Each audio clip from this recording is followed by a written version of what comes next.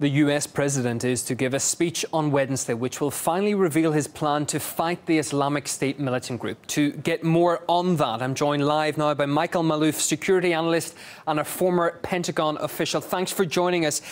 As I just mentioned, Barack Obama, he's going to outline his strategy for dealing with the Islamic State in a number of hours' time. Do you have an idea of what the key points will be? Well, I think it'll be a three-phase approach, which many folks feel that is perhaps too little too late. First will be the continuation of aerial bombing. The secondly will be support for more troops and the troops that are on the ground, from the Peshmerga to Iraqi forces. And then the third is the decision whether or not to go ahead and bomb inside of Syria.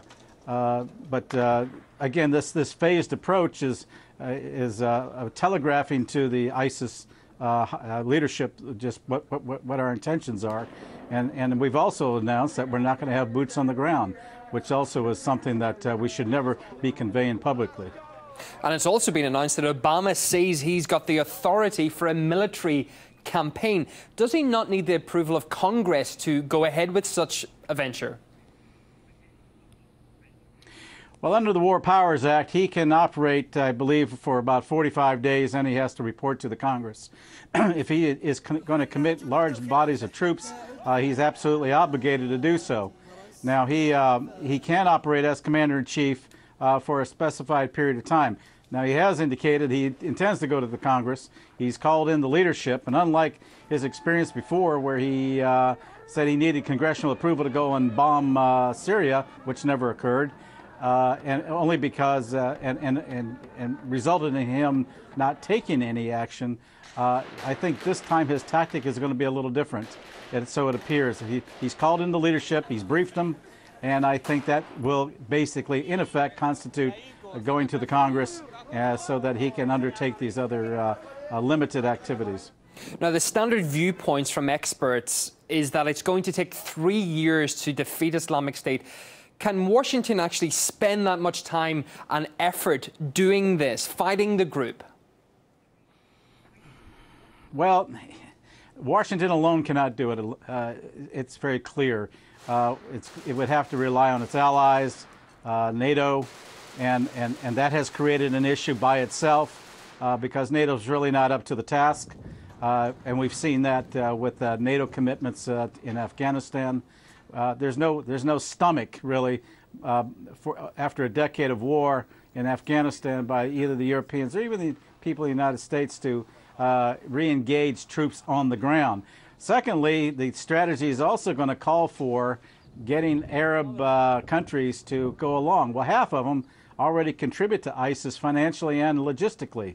And secondly, there's a cultural thing within the Arab world that they can't coordinate on their command control. They believe in big armies, and they're unable really to cope with the type of warfare that the ISIS army is undertaking. It's not a ragtag group any longer.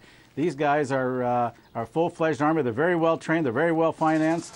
And to bring in the Arab world to do this, Sunni fighting Sunni, is also creating some potentially political problems between the administration and the other Arab countries. Okay, just finally, the Islamic State is now stronger than Al-Qaeda, and Washington is their primary enemy. The ultimate fear for the US, of course, is that another 9/11 could occur. How realistic is something like that? Well, a 9/11 could occur. Now, some of the things that I've been briefing people on is the possibility that ISIS could attack U.S. infrastructure, principally our national grid system. It's very vulnerable right now, and we have ISIS in Latin America teaming up with the drug cartels, with MS-13. And MS-13 and the drug cartels already exist in 1,200 U.S. cities. The lone wolves that you reported on earlier, there are quite a number of those, and they